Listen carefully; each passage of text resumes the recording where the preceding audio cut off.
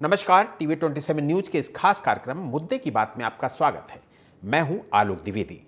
इसमें कोई दो राय नहीं है कि 2024 के लोकसभा चुनाव परिणामों के बाद से बीजेपी ने अपना कायाकल्प कर लिया है और इन दिनों पूरे देश में उसका डंका बज रहा है। 2024 के लोकसभा चुनाव के परिणाम बीजेपी के लिए निराशाजनक तो थे। नारा तो था आपकी बार 400 पार, लेकिन उसे स्पष्ट बहुमत भी नहीं मिला। बीजेपी के राष्ट्र विजयी रथ को इंडिया गठबंधन ने रोक दिया था। इस गठबंधन का नेतृत्व कांग्रेस के पास था। कांग्रेस ने भी काफी समय बाद बेहतरीन प्रदर्शन किया था। कांग्रेस की सेंचुरी तो नहीं लगी, उल्टे 99 के फेरे में फंस गई। कांग्रेस को लगने लगा कि उसने नरेंद्र मोदी को हरा दिया है। बीजेपी का घमंड टूट गया था और कांग्रेस झूठे घमंड के फेरे में फंस गई। 2024 लोकसभा चुनाव के बाद जितने भी विधानसभा के चुनाव हुए, सभी में राहुल गांधी ही इंडिया गठबंधन का नेतृत्व करते हुए दिखाई दिए, पर लगातार उन्हें पराजय का सामना करना पड़ा। हरियाणा और दिल्ली के चुनाव तक जनता ने कांग्रेस का घमंड तोड़ दिया। अब बारी बिहार चुनाव की है। बिहार चुनाव आते ही आरजेडी प्रमुख लालू यादव ने घोषणा कर दी कि राहुल गांधी इंडिया गठबंधन का नेतृत्व नहीं कर पा रहे हैं। इसका नेतृत्व तो ममता बनर्जी को करना चाहिए। ममता बनर्जी ने भी लालू जी के सुर में सुर मिलाया और कहा कि हाँ, मैं कर सकती हूं, और वो भी बिना बंगाल से बाहर गए। कांग्रेस का केंद्रीय नेतृत्व तो ममता को जवाब नहीं देता, लेकिन बंगाल कांग्रेस के अधीर रंजन चौधरी उनकी बखिया उधेड़ने में पीछे नहीं रहते। हालांकि ममता बनर्जी इसकी परवाह भी नहीं करती, क्योंकि उन्हें पता है कि उन्हें बीजेपी के अलावा कोई नुकसान नहीं पहुंचा सकता। बीजेपी भी डंके की चोट पर कह रही कि अगले साल बंगाल में होने वाला चुनाव हिंदुओं के लिए करो या मरो वाला चुनाव है, क्योंकि अगर ममता बनर्जी फिर से जीत गई तो बंगाल के हिंदुओं को वही भुगतना होगा जो बांग्लादेश के हिंदुओं को भुगतना पड़ रहा है। कांग्रेस ने बिहार, बंगाल, तमिलनाडु और केरल की तैयारी शुरू कर दी है, लेकिन इंडिया गठबंधन फेल हो रहा है। सवाल यह है कि क्या इंडिया गठबंधन में विचारधारा को लेकर एक राय नहीं है? क्या नेतृत्व का अभाव और आंतरिक कलह गठबंधन की असफलता की वजह बन गई है? क्या गठबंधन में स्थानीय और राष्ट्रीय मुद्दों पर मतभेद दूर नहीं हो सकते? क्या सत्ता में हिस्सेदारी के सवाल पर एकजुट नहीं हो पा रहा है पूरा विपक्ष? क्या गठबंधन के अंदर राज्य स्तर पर कोऑर्डिनेशन का अभाव है? ये तमाम सारे सवाल जिनका जवाब अपनी चर्चा में तलाशने की कोशिश करेंगे। हमारे साथ इस चर्चा में खास मेहमान जो जुड़ने वाले हमारे साथ बीजेपी प्रवक्ता अविरल मलिक, कांग्रेस प्रवक्ता आशीष सहनी और टीएमसी प्रवक्ता संजय चक्रवर्ती हमारे साथ जुड़े हुए हैं। आप तीनों मेहमानों का बहुत बहुत स्वागत करूंगा, अविरल जी, आशीष जी और संजय जी। धन्यवाद। और अविरल जी, सबसे पहला सवाल तो आपसे ही कि जहां जहां आपने इंडिया गठबंधन को विभाजित करने में सफलता हासिल की, वहीं वहीं राज्यों के चुनाव में आपको सफलता मिली है। जी नहीं, देखिए, जहां तक विषय है इंडिया गठबंधन का, ये गठबंधन किस चीज पर आधारित है वो सबको मालूम है। और वैसे ही पवन खेड़ा जी ने तो कह ही दिया कि इंडिया गठबंधन समाप्त हो चुका है। ये पवन खेड़ा जी का ऑफिशियल स्टेटमेंट है। नंबर 2, जहां तक विषय इंडिया गठबंधन किस चीज पर आधारित है, ये पूर्ण रूप से मोदी जी के विरोध पर आधारित गठबंधन है। इनका विकास मुद्दा नहीं है, इनका इंफ्रास्ट्रक्चर डेवलपमेंट मुद्दा नहीं है, इनका गरीब की चिंता करना कोई मुद्दा नहीं है, बेरोजगारी इनका मुद्दा नहीं है, महंगाई इनका मुद्दा नहीं है। इनका केवल एक ही मुद्दा था, वो था मोदी हटाओ। इसीलिए जनता ने इंडिया गठबंधन को अभूतपूर्व तरीके से हराने और हटाने का पूर्ण रूप से कार्य किया, वो सबको मालूम है। एक और कांग्रेस के घोटाले हैं, कांग्रेस पार्टी के भ्रष्टाचार है, तो दूसरी ओर भारतीय जनता पार्टी की उपलब्धियां हैं, मोदी सरकार की उपलब्धियां हैं। गरीब पीड़ित शोषित वंचित के लिए जितने कार्य भारतीय जनता पार्टी के द्वारा, केंद्र सरकार के द्वारा किए गए हैं, वो सबके समक्ष हैं। चाहे चीन और पाकिस्तान की कमर तोड़ने का विषय हो, सर्जिकल स्ट्राइक या एयर स्ट्राइक हो, या फिर विषय हो कांग्रेस पार्टी के भ्रष्टाचार का। कांग्रेस पार्टी की अगर बात कर ली जाए, यही लोग हैं जो आपातकाल लगाए थे। आपातकाल को इम्प्लीमेंट करने वाले 1975 से 77 के मध्य में इम्प्लीमेंट करके तमाम सारे नेताओं को जेल में ढूंढने वाले, और उसके बाद आज संविधान की बात करने वाले लोग यही कांग्रेस पार्टी के लोग हैं। यहाँ संविधान की प्रति लहराने का कृत्य करते हैं, लेकिन संविधान को पढ़ने का कार्य नहीं करते। संविधान को सही तरीके से लागू कराने की पैरवी ये लोग नहीं करते। संविधान को सही तरीके से इम्प्लीमेंटेशन की बात ये नहीं करते। ये संविधान विरोधी है, फ्रीडम ऑफ स्पीच के विरोधी है, साथ ही साथ ये प्रेस के विरोधी है, ये जुडिशरी के विरोधी है। जुडिशरी का विरोध करने वाले लोग यही लोग हैं, क्योंकि 1975 से 77 के मध्य में जुडिशरी को अपने कब्जे में रखने का कृत्य इसी पार्टी के द्वारा किया गया। ठीक है, ठीक है, ठीक। आशीष जी, लगता नहीं कि इंडिया गठबंधन बिखर रहा है? नहीं, जैसे मैंने भी आपकी बात सुनी और अविरल मलिक जी की बात सुनी, तो मुझे लग रहा है कि इंडिया गठबंधन तो अब है ही नहीं और भारतीय जनता पार्टी का एक तरफा राज इस देश में आ गया है। और जितने भी भ्रष्टाचार देश में हो रहे हैं आज भी, उन सब के लिए कांग्रेस ही जिम्मेदार, ऐसा मुझे लग रहा है आपकी बात से। अब मैं आपको असली स्थिति बताता हूँ। अविरल जी ने कहा कि हम लोग बहुत अच्छा मेहनत करते हैं, बहुत बढ़िया काम करते हैं और हमारे काम के नाम पर हमें वोट मिल रहा है। तो पहला मैं इनका स्पष्टीकरण कर दूं कि चुनाव में वोट इन्हें काम के नाम पर नहीं, हिंदू धर्म के ध्रुवीकरण पर मिल रहा है। देश में हिंदू आबादी 80% से अधिक है, तो उसके ध्रुवीकरण पर इनको वोट मिल रहा है। आज ये लोग हिंदुओं के रोजगार छीनकर, हिंदुओं के कारोबार छीनकर, उनके पढ़ने लिखने के अधिकार छीनकर, उनके न्याय के अधिकार को छीनकर, जिस तरीके से उनको नफरती बना रहे हैं, केवल उसके आधार पर ये चुनाव जीत रहे हैं। आज भी हमें पता है कि भारतीय जनता पार्टी के मुकाबले में कांग्रेस की विचारधारा की जड़ें हिंदुस्तान की राजनीति में और हिंदुस्तान की आवाम में बहुत गहरी हैं। यही डर है बीजेपी का कि इनके प्रवक्ता जब भी बोलेंगे तो कांग्रेस के खिलाफ ही बोलेंगे और झूठ बोलेंगे। आपकी ट्रिपल इंजन और 4-4 इंजनों की सरकार अगर चल रही है, उसके बावजूद भी आपको कांग्रेस को कोसना पड़ रहा है, तो ये तो आपकी विफलता है। अब दूसरी बात बताइए, आपने कहा इंडिया गठबंधन कमजोर हो रहा है। इंडिया गठबंधन में जिसकी रीढ़ की हड्डी मजबूत होगी वो कांग्रेस की विचारधारा के साथ इस तानाशाही के खिलाफ खड़ा होगा, और जिसकी रीढ़ की हड्डी कमजोर होगी वो अपना रास्ता अलग देखेगा। ये बिल्कुल स्पष्ट बात है। जिसको देश की लड़ाई लड़नी होगी हमारे साथ खड़ा होगा, उसके लिए हिम्मत चाहिए, मजबूत रीढ़ की हड्डी चाहिए। एनडीए गठबंधन की मैं चर्चा करना चाहूंगा। एनडीए के अंदर एक भी घटक दल ऐसा नहीं है, उसकी व्यक्तिगत विचारधारा उस दल की भले ही सेकुलर हो, लेकिन असली स्थिति यह है कि वहां खामोश बैठने के अलावा कोई काम नहीं कर पा रहे, कोई बात नहीं रख पा रहे, पूरे तानाशाही के दबाव में है।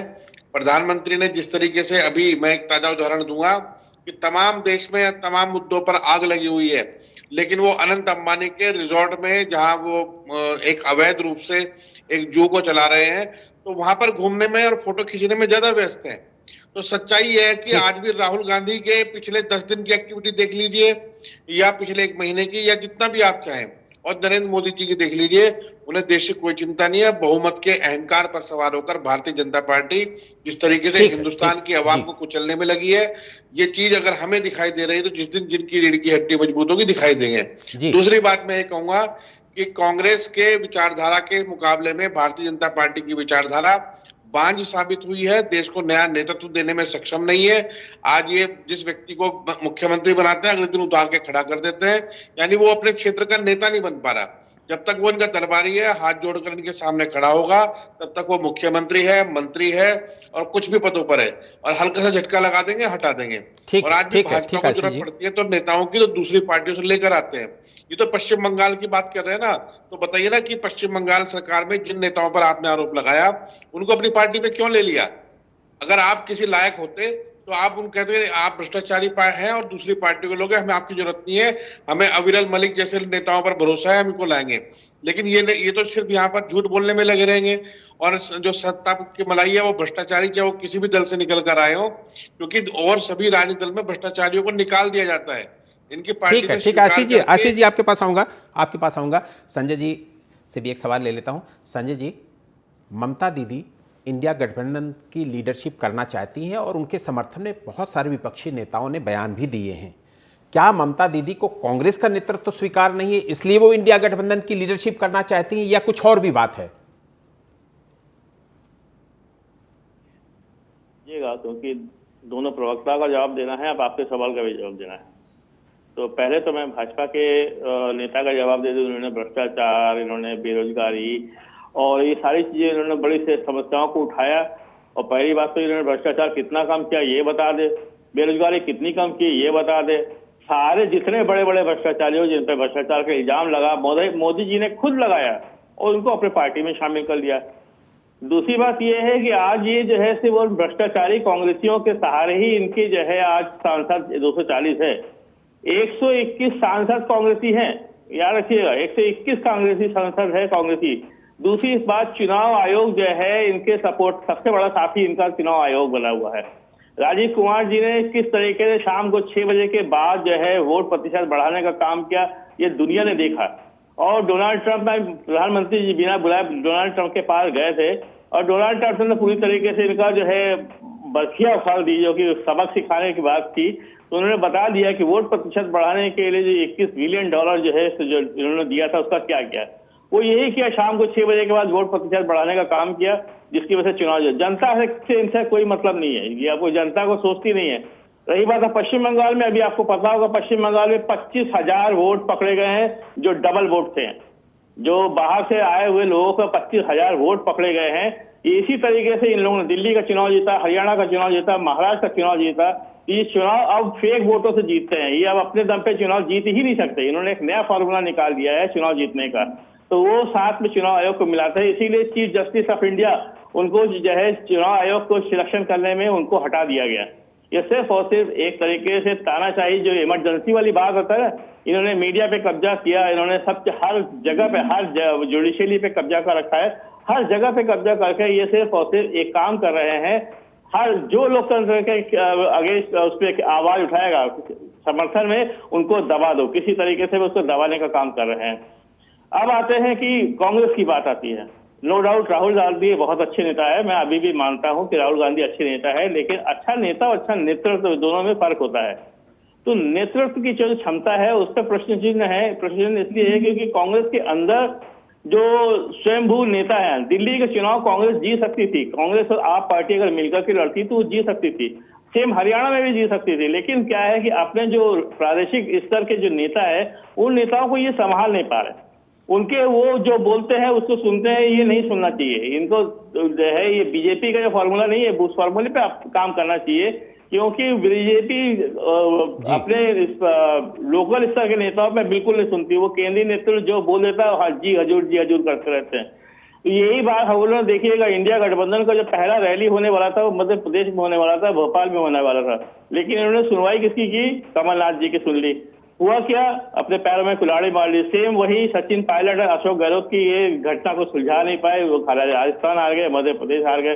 तो ये सारी चीजें जो सामने आई है, जो ये नेतृत्व क्षमता पे सवाल उठाती है। मैं बार बार बोलता हूँ कि Rahul Gandhi is a good leader, मैं उनको फॉलो करता हूँ, लेकिन कहीं ना कहीं उनके साथ एक समस्या ये सामने आके खड़ी होती है कि वो नेतृत्व जो है, जो दबाना चाहिए अपने नेताओं को, जो प्रादेशिक स्तर के नेता है उनको जो है उन पे कंट्रोल करना चाहिए। अगर वो कंट्रोल करना सीख जाएंगे, उससे अच्छा नेता कोई नहीं है इस समय में भी। फिर भी बता रहा हूँ, ममता बनर्जी यही चाहती है। ममता बनर्जी हमारे यहाँ पे आप देखेंगे कि हम लोगों ने पार्टी को एकजुट कर रखा हुआ है, हम कार्डर बेस्ड नेता है, हम लोग हमारे यहाँ पे कार्डर बेस है, और उसी वजह से जो है हमें चुनाव, हम लोगों ने इसलिए चुनाव से पहले ही हम लोगों ने पकड़ लिया कि ये बेईमानी हो कहाँ से रही है, कहाँ से शुरू करने जा रही है। 1 साल पहले से, अभी 2026 में चुनाव होना है, लेकिन अभी से ये बीजेपी ने अपनी तैयारी शुरू कर दी है। और हिंदू मुसलमान करके नहीं, इन्होंने तो हिंदू को बांट दिया।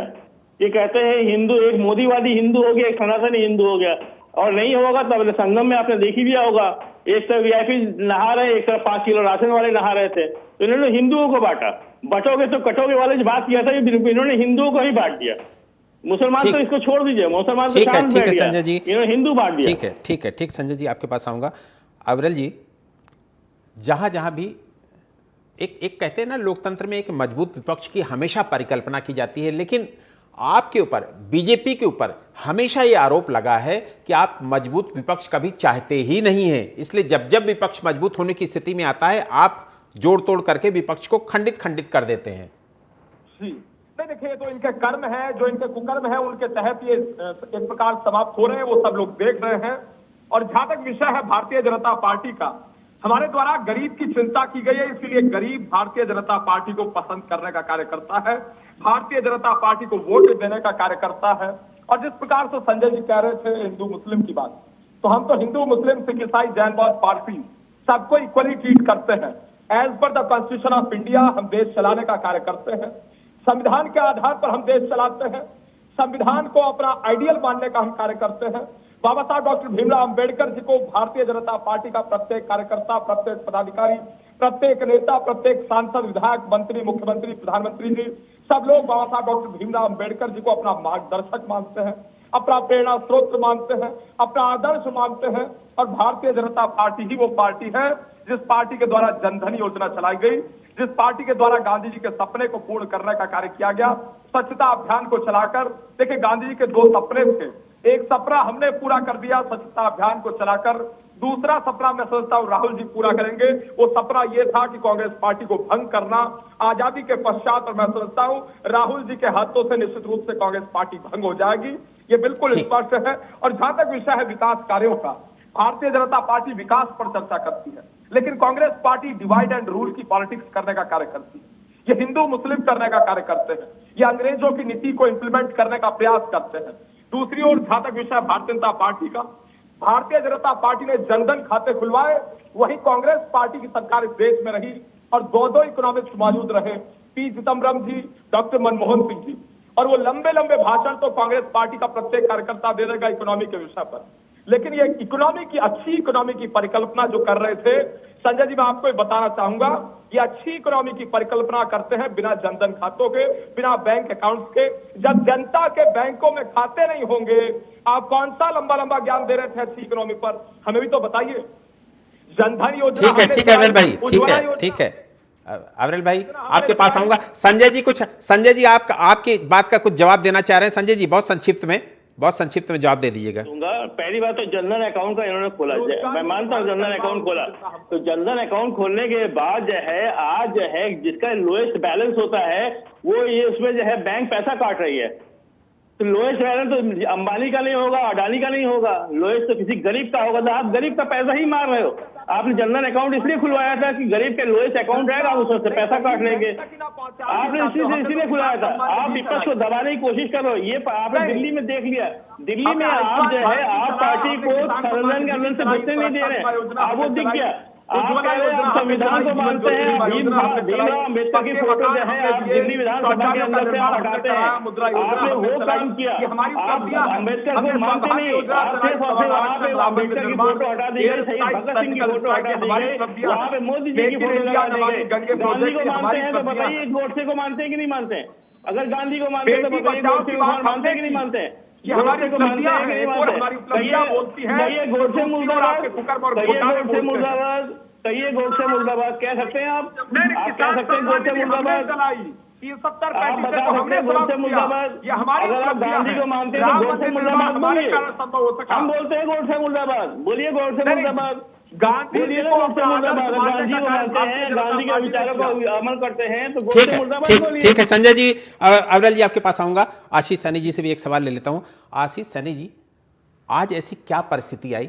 सबसे पहले तो मैं आपको यह बता दूं कि जब इंडिया गठबंधन का निर्माण हुआ जुलाई 2023 में, आप ये देखिए कि आपने इतनी मजबूती से लोकसभा चुनाव लड़ा कि बीजेपी की पूर्ण बहुमत की सरकार को आपने रोक दिया।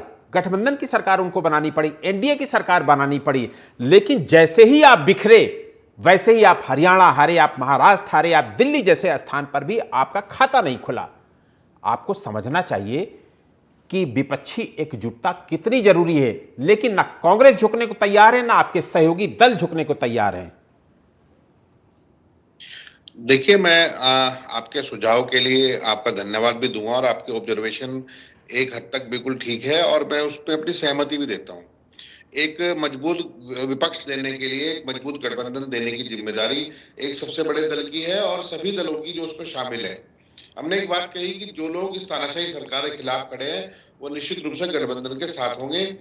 अब आपने कहा कि हरियाणा में हमारी बुरी हाल हुई, बीजेपी की 40 सीट थी, हमारी 30 विधानसभा सीट थी, बीजेपी की 48 हुई, हमारी 38 हुई, दोनों की सीटें 8-8 बढ़ी हैं। तो इसे को आप अगर ये कह रहे हैं कि हमारी दुर्गति हो गई, ये सब चीज हो गई, तो ये चीज कहना थोड़ा सा एक न्याय संगत मुझे नहीं लगता कि मीडिया हमारे साथ न्याय नहीं कर पा रही है। दूसरी बात, गुजरात के चुनाव में हमें आम आदमी पार्टी के लड़ने से नुकसान हुआ, गोवा में नुकसान हुआ, हरियाणा में नुकसान हुआ, तो हमने उनसे कहा कि आप मतलब इस चीज का ध्यान दीजिए। बहुत से दल ऐसे हैं जो इस लड़ाई को कमजोर करने में कहीं ना कहीं भाजपा की मदद कर पा रहे हैं, तो हम उनसे यही कह रहे हैं कि इस बारे में बैठ के बात कीजिए। कोई भी बातचीत हमेशा दो तरफा होती है, जब आप सामने दोनों पक्ष बराबर बात करेंगे। मैं आपको उदाहरण दूंगा, हमारे टीएमसी के नेता यहाँ पर बैठे हुए हैं। लोकसभा चुनाव में एक रणनीति के तहत तृणमूल कांग्रेस अलग लड़ी, कम्युनिस्ट और कांग्रेस मिलकर अलग लड़े और बीजेपी अलग लड़ी, तो वहां बीजेपी का सफाया करने में आसानी हुई। एक स्ट्रेटजी यही पंजाब में बनी थी, हमने आम आदमी पार्टी के साथ एक अंडरस्टैंडिंग बनाकर चुनाव लड़ा, जबकि और जगहों पे गठबंधन था। तो इसलिए कई बार कई चीजें पार्टी और स्ट्रेटजी बनाने वाले लोगों के अंदर होती है। लेकिन इंडिया गठबंधन ने एक चीज साबित की है कि भारतीय जनता पार्टी कोई निरंकुश दल नहीं है, कोई बहुत बड़ा तूफान नहीं है। ये जिस तरीके से झूठ बोलकर आते हैं, आज आप देख रहे हैं परिसीमन के नाम पर जिस प्रकार से ये उत्तर भारत के लोगों के मुकाबले में दक्षिण भारत के लोगों को कुचलने की कोशिश कर रहे हैं। तो देखिए, पूरे देश को एक सूत्र में पिरोना और सबके सुख दुख में भागीदार बनना, ये केवल कांग्रेस पार्टी ही कर सकती है। भारतीय जनता पार्टी की सोच इतनी व्यापक नहीं है कि पूरे देश को एकजुट रख सके। ये विश्वास पूरे देश के लोगों को हमारे ऊपर है और हम उस विश्वास के दम पर ही खड़े रहेंगे, इनके सामने खड़े होंगे। न्याय की बात करने वाला दल है भारतीय जनता पार्टी। ये जो अविरल जी बोल रहे हैं, अविरल जी जो बोल रहे हैं ना, दरअसल क्या है, इसे हमारे यहाँ भांडगर्दी कहते हैं। भांड जो होता है ना, बिना सिर पैर की बात करता है, और उसका कोई लॉजिक तो होता नहीं। जितनी बात इन्होंने कहा जी, ये भाजपा सब दलों की पार्टी है, पूरा देश जानता है कि आप केवल हिंदुओं की बात करते हैं, और वो भी उन हिंदुओं की जो मोदी को ठीक है, ठीक। आशीष जी, आपकी बात कंप्लीट हो गई। आशीष जी आपकी बात कंप्लीट हो गई। आपकी डिबेट में जिस तरह से इन्होंने कई सारे झूठ, आशीष जी आपकी बात कंप्लीट हो गई ना? आपको इन पर अंकुश लगाना चाहिए कि झूठ क्यों बोल रहे हैं। अविरल जी आपके पास आऊंगा, आपके पास। आशीष जी आपकी बात कंप्लीट हो गई ना? ठीक है, संजय जी से एक सवाल लेता हूं, फिर अविरल जी के पास जाता हूं। संजय जी, दीदी जो कह रही हैं कि वो बंगाल में रहकर ही इंडिया गठबंधन का नेतृत्व कर लेंगी, कैसे कर लेंगी, कैसे संभव है? क्योंकि देश तो बहुत बड़ा है, देश विशाल है, और अगले साल आपके यहाँ चुनाव है, तो दीदी अपना चुनाव देखेंगी कि पूरे देश में कैसे कैसे, क्या प्लान क्या है आप लोगों का? देखिए, पहली बात तो मैं ये बताऊं कि कांग्रेस के साथ बहुत सारे ऐसे गठबंधन लोग हैं जो एनडीए में हैं, ठीक है। वो एनडीए में कांग्रेस के साथ उनके उतनी अच्छे संबंध नहीं है जितने दीदी के साथ है।